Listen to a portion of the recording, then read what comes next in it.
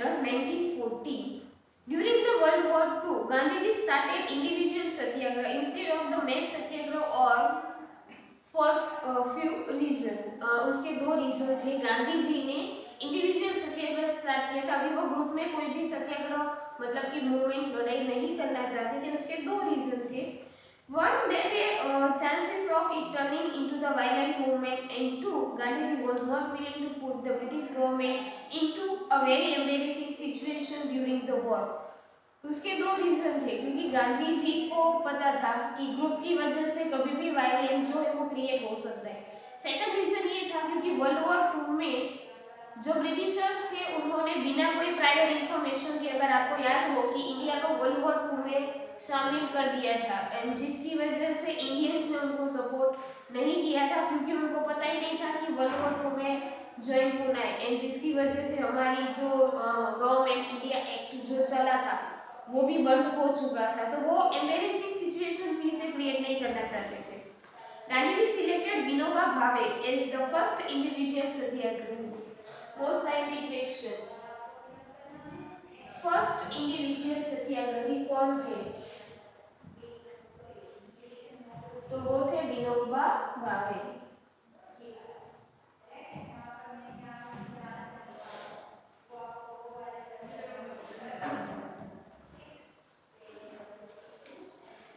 विनोबा भावे कौन थे it means कि उन्होंने क्या काम किया है so Vinoba Bhave started his satyagraha by delivering anti war speeches उन्होंने लड़ाई के बारे में जो स्पीचेस जो देते लोगों को समझाना इट मींस कि लोगों को इंडिविजुअल सत्याग्रह क्यों स्टार्ट करना चाहिए on the 5th day he was arrested by government and was put in prison for 3 months and जब उनकी स्पीच का 5वां दिन था तब ब्रिटिश गवर्नमेंट ने उनको अरेस्ट किया एंड 3 महीने के लिए उनको जेल में डाल दिया Vinoba भावे's basic inclination was towards constructive programs right from the beginning Gandhi Vinoba Bhave जिन्होंने जितने भी प्रोग्राम्स थे उन्होंने उनमें काफी एक्टिवली पार्ट लिया था इट मींस कि उन्होंने स्टार्टिंग से एंड लेकर देश के लिए बहुत कुछ किया था hence Gandhi ji had a deep faith in him as a Satyagrahi him high value और इसीलिए गांधी जी को मतलब उन पे काफी भरोसा भी था एंड उनको काफी मानते थे क्योंकि उनकी जो मोरल वैल्यूज थे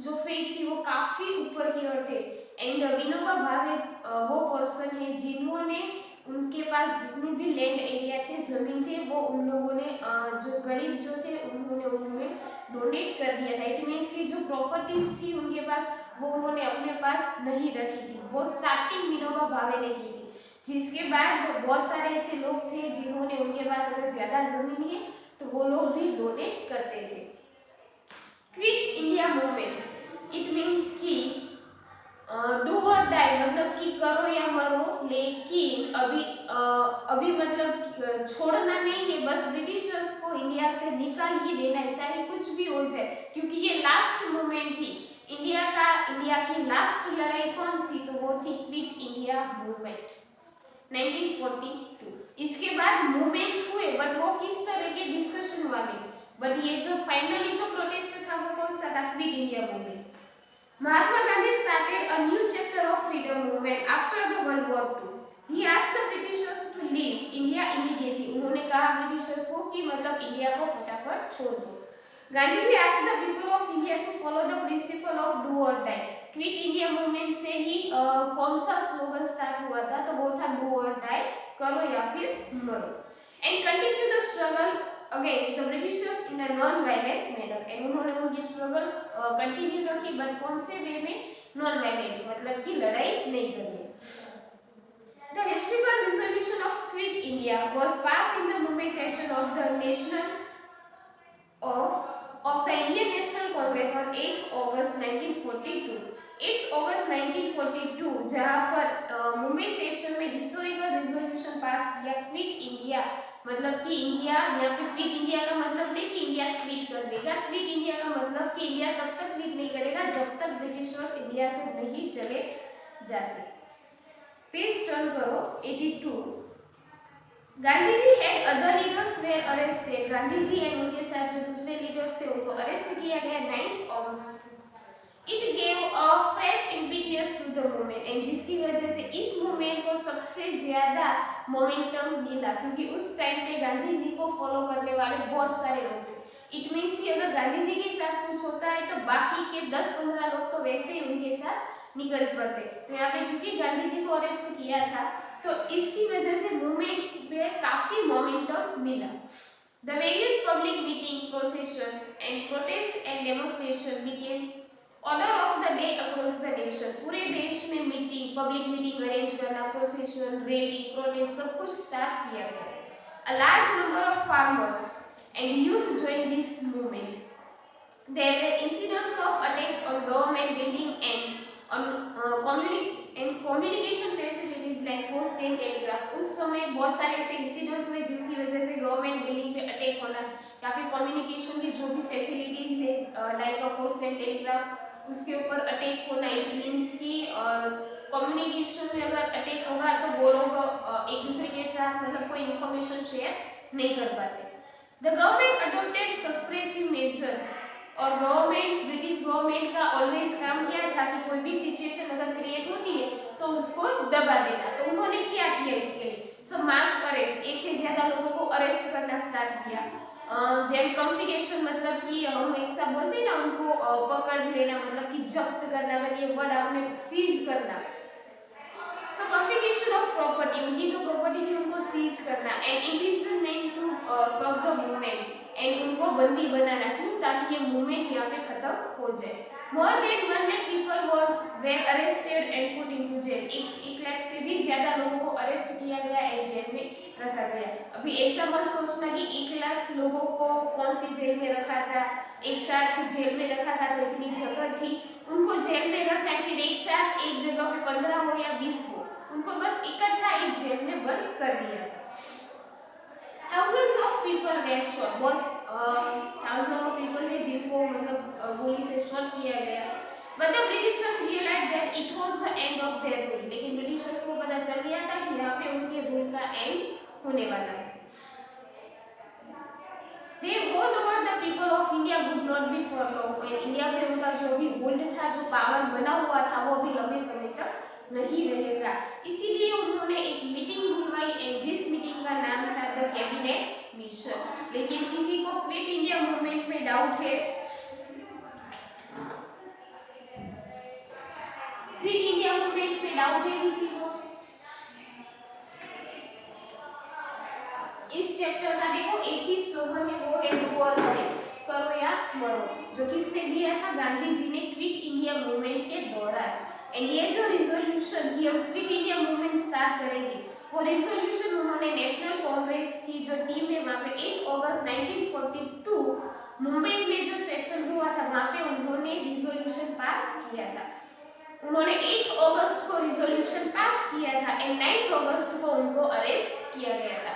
एंड क्योंकि उनको अरेस्ट किया गया था इसीलिए ये जो मूवमेंट थी वो और ज्यादा वायलेंट होती गई। लोगों ने प्रोसेशन किए, प्रोटेस्ट किए, डेमोन्स्ट्रेशन किए, रैली निकाली एंड कम्युनिकेशन मतलब कि पोस्ट एंड टेलीग्राफ की जो फैसिलिटीज थी या फिर जो गवर्नमेंट बिल्डिंग्स थी, लोगों ने उसके ऊपर अटैक करना स्टार्ट कर दिया। इस मूवमेंट को रोकने के लिए मतलब कि लोगों ने जो रैली निकाली है या फिर जो अटैक कर रहे हैं उसको रोकने के लिए ब्रिटिश गवर्नमेंट ने क्या किया था? ब्रिटिश गवर्नमेंट ने क्या किया कि एक से ज्यादा लोगों को अरेस्ट करना स्टार्ट किया, उनको जेल में बंद किया या फिर बहुत सारे लोगों को गोली भी उन्होंने मारा ताकि कोई ना कोई डर जाए एंड मतलब कि खत्म हो जाए। बट ऐसा नहीं हुआ। ब्रिटिशर्स ने भी ऐसा मान लिया कि अभी उनका जो रूल है वो इंडिया में खत्म होने वाला है। The cabinet mission 1946। The British Cabinet Mission 1946 of India aimed to discuss and plan for the transfer of power from British government to Indian leadership, conferring India with its independence। 1946 में जो cabinet mission जो बुलाई गई वो क्यों थी? क्या क्योंकि यहाँ पे वो लोग डिस्कशन करने वाले थे, उनके जो पावर्स थे वो ब्रिटिशर्स से अभी इंडियंस को देने वाले थे एंड उनको आज़ादी मिल जाएगी, उसके ऊपर वो डिस्कशन करने वाले थे। Formulated at the initiative of Clement Attlee, the Prime Minister of the United Kingdom, it was represented by 3 British ministers। 3 जो ब्रिटिश मिनिस्टर थे उन्होंने रिप्रेजेंट उनके साथ और किसको किया था, क्लीमेंट एटली। मतलब कि ये लोग जो क्लीमेंट एटली एंड उनके जो 3 जो ब्रिटिशर्स थे, ये जो 4 पर्सन थे वो मिलकर वहां पर ब्रिटिश ये जो इंडिपेंडेंस इंडिया है वो स्टार्टिंग में कैसा रहेगा, क्योंकि ब्रिटिशर्स इंडिया से निकलते निकलते उन्होंने ब्रिटिशर्स की बहुत सारी डिमांड थी जो इंडियंस को पूरी करनी थी। एंड उनका जो पूरा फॉर्मेशन कैसे होगा वो किसने मिलके डिसाइड किया, तो 3 ब्रिटिशर्स एंड उनके साथ कौन थे, यूनाइटेड किंगडम के प्राइम मिनिस्टर मतलब कि क्लीमेंट एटली। उनके प्रपोजल, उनकी डिमांड किस तरह की थी। पहली demand, to establish total self rule in the country, क्योंकि अभी इंडिया में वापस मोनार्ची सिस्टम नहीं चलनी चाहिए, इसलिए जो राजा होते वो नहीं होंगे, तो क्या होगा, सेल्फ रूल स्टार्ट होगा इंडिया में। सेकंड क्या था, to divide the whole country into total 3 province, पूरे देश को 3 हिस्सों में डिवाइड करना। वो 3 हिस्सों मतलब कि लोकल, उसके बाद state and central. Allow India to decide its own constitution, India को परमिशन देना कि अभी तक वो ब्रिटिशर्स के साथ मिलके कॉन्स्टिट्यूशन में रूल्स बना रहे थे, बट इंडिया उनका खुद का कॉन्स्टिट्यूशन बनाएंगे। फोर्थ डिमांड किसकी थी, फॉर्मेशन ऑफ एन इंटरिम और अ provincial government till the constitution was frame, क्योंकि कॉन्स्टिट्यूशन बनेगा, उसके रूल्स रेडी हो जाएंगे, उसके बाद गवर्नमेंट डिसाइड होने वाली थी, लोगों को रूल्स मालूम चलने वाले थे, लेकिन उसके बीच में ही इंट्री मतलब क्या कि बीच में जो गवर्नमेंट है, क्योंकि उसको एडमिनिस्ट्रेट करने वाले कोई ना कोई तो चाहिए, तो इंट्रीम गवर्नमेंट जो है उसको डिसाइड करना, वो लीडर को बनाना। ये 4 डिमांड रखी थी हमारे लीडर्स ने 3 ब्रिटिशर्स एंड क्लीमेंट एटली के पास। प्रपोजल्स, डिमांड क्या थी, कैबिनेट मिशन में हमने जो डिमांड रखी थी आजादी के दौरान, क्योंकि नॉर्मली जो चीज आप पहले बोलोगे वो हो जाएगा, बोल बाद में करेंगे ऐसा कुछ नहीं, तो इंडियंस को भी पता था, इसीलिए ये जो मीटिंग अरेंज हुई उसमें उन लोगों ने जो भी सोचा था, उनकी जो डिमांड थी उन्होंने वो वहां पे रख दी थी, जहाँ पे सबसे पहले सेल्फ रूल, देन उनका कॉन्स्टिट्यूशन,